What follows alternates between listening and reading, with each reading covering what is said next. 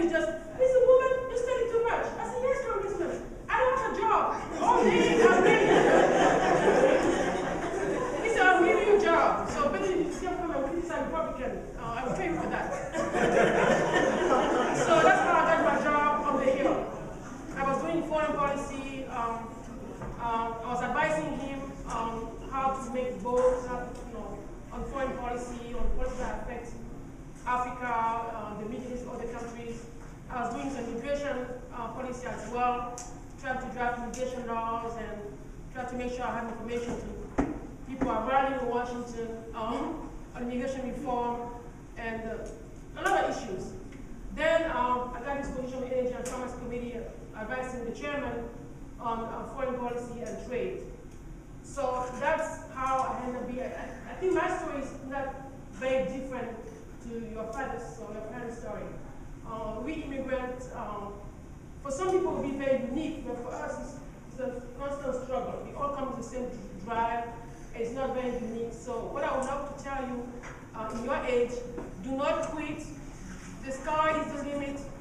You always have to shoot to the sky. If you miss the sun, at least you'll be among the stars. So you have nothing to lose. So, and you always be able to accomplish something when you set your mind into it.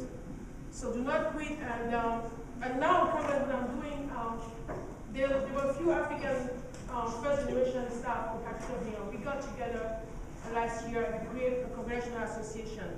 Initially, it was just 20 staffers.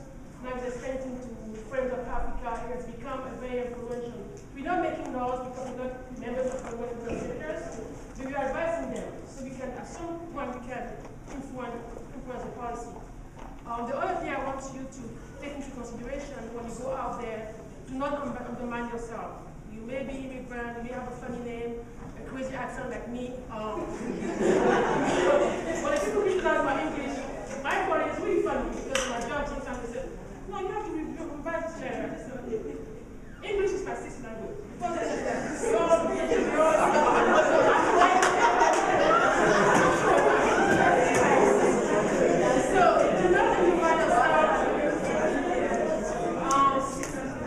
Your weakness may be your strength. It's like I speak very fast because of my French background, and but I realize that when I speak, people listen because they have to concentrate because I speak very fast. This is how I grab my attention. I speak fast and I slow. I speak fast and I slow. So if you have any questions, I'm available to answer. Thank you very much.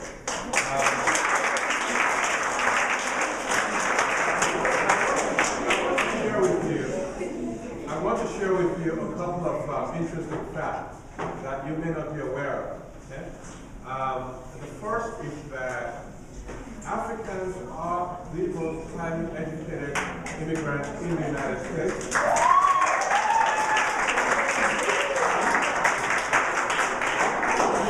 Africans are among the most highly paid immigrants in the United States. Depending on what statistics we look at, Africans remit, send money back to Africa in the neighborhood of anywhere from 30 to 40 billion, that's $1 billion annually. Now, what this means is that this translates to an awesome amount of power and influence. Okay? And that is why I mentioned these statistics.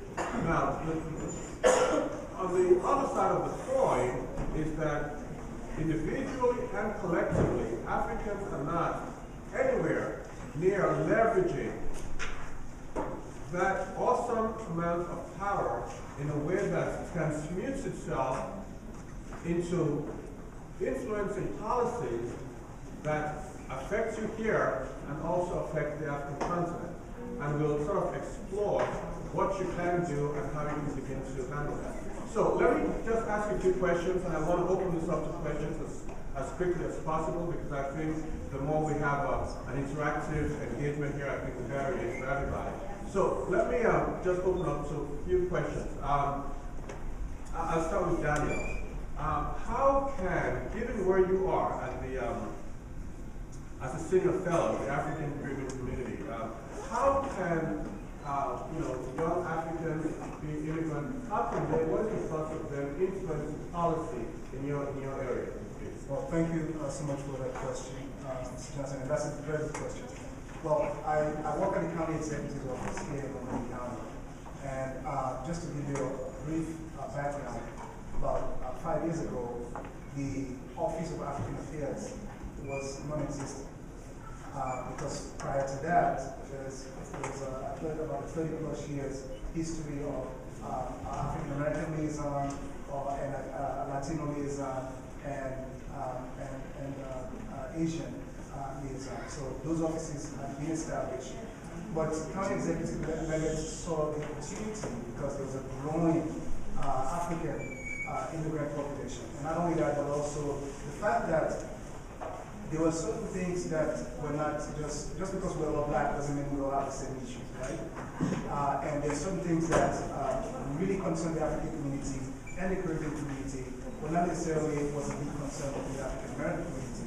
And likewise, there are things that were a big concern within the African American community, but not again, in the African or the Caribbean community. So what he did was that he created, again, I said, the office and added the advisory group. So the county executive added the advisory group and also created a senior fellow position to staff those two advisory groups.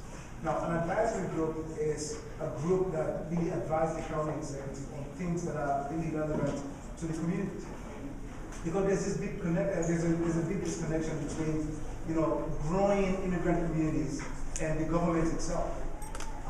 Those that have been established, those that have been here for a long time, have a base. They have an advocacy base. They have, they have a huge, voting block, and so people, elected officials, are aware of that. And so, because of that, they can influence policy in many directions. However, if you're growing, community, immigrant community, there's likelihood that, they may not even focus on that, especially us from the African continent. Because many of us come into America and thinking, some of our parents and some of us, that I'm just going to be here for a little while, I'm going to work and send money back home, build my house back home, send 2 cars back home, have a business, right? And by the time they find out, that's the mindset. That's our mindset. Our mindset is not to stay in America, it's to come and work. That's why we have 2 jobs, 3.5 jobs, sometimes 4 jobs. But the bottom line is that we want to send money back home, and then finally we say 10 years or 20 years. I'm just going to be here for 10 years and I'm going back home. But the reality becomes, this is home. Because I have uncles, I have aunts, I know lots of people who, they wanted to go back home, but they couldn't. Some of them went back home, but they didn't really fit in. And so they had to come back. In fact, one of my aunts had to come back because her grandchildren are here. So like, I have to buy tickets every year to come and see them. That's almost $2,000. I cannot afford to do that. Well, so she packed up her stuff and come back to America. But the opportunity she missed was that while she was here, for the 20 years she was here, she did not get involved in the political and advocacy period, between that time period. So can you imagine that opportunity is lost, is missing? Now, you guys have that opportunity because, for example, the office that my office, our office, the Office of Community Partnership, my office, the Office of African Affairs, we are looking for people like you that can come and volunteer. There are lots of things. We have an advisory group. There are lots of work that we're doing. Right now, we're trying to figure out where are the Africans in Montgomery County. We know there are lots of Africans, but where are they? So these are the type of things that, again, it's a great opportunity for you to come because it could be something that not only you can get deeply involved in, but something that also you can get some school credit for as well. Thank you very much for that. And I'll put a question to you. Well, I work in the District of Columbia. The history of our office is very similar. For about 20+ years, there was a commission on African and Caribbean affairs. About 4 years ago, the Office on African Affairs was formed in the mayor's office to serve specifically African immigrants and their families. So most of the young people that come into our office don't realize their power, and that's what I want to get to. How can that office be helpful to you? Most people think if I don't have a problem, then I don't need to be involved in the office. That's also true of many of your parents and many of the community members. They they figure if I'm not having a problem, the office is unimportant. And so what happens is we don't see people until there's a crisis. For your advantage, I would say offices like ours can be your mouthpiece. What we do in the government is we go all around the government to agencies, more than 40 plus odd agencies, and we represent you. We represent your needs. They say, what's going on in the community? Who are the African immigrants that live in the District of Columbia? Where do they live? What are their needs? What issues are they having? If we don't have community members that come in and tell us the answer to that, then we're guessing, and that doesn't serve you. The biggest advice I can give to young people is learn how to call your government offices. When things happen to you, learn how to write letters. Although it's nice that the letters should be in the best English that you learn, or the best grammar, don't worry about it. If things happen to you at school, I think the speaker who was here before told you, learn how to email, learn how to make telephone calls. Just before I came here, I stopped at a restaurant and there was a homeless person in front of the restaurant who asked me for, can you buy me a sandwich? I said, sure, come on in. And I told him to sit with me and eat with me. The restaurant did not serve me because I was sitting with this homeless person. All I could think about when I walked in here before I saw Mama come out is the letter that I'm going to write. Why? Because I understand that when I write that letter and I see more people, then that will bring the kind of attention so that restaurants will not treat anyone else the way I've been treated. That's the same with government services. I'm sure you have heard your parents say XYZ happened to them when they went to the Department of Health, or when they went to sign up for a government service, they were treated a certain way, and then they said, well, that's just the way that's unacceptable. And in order for young people to make, and the community to make the government accountable, we need to be reporting this. We need to be reporting it to offices like mine, writing letters. That's where you can really wield your power. We're a very small office, but we have a very loud voice, particularly when we are supported by the community. Thank you very much.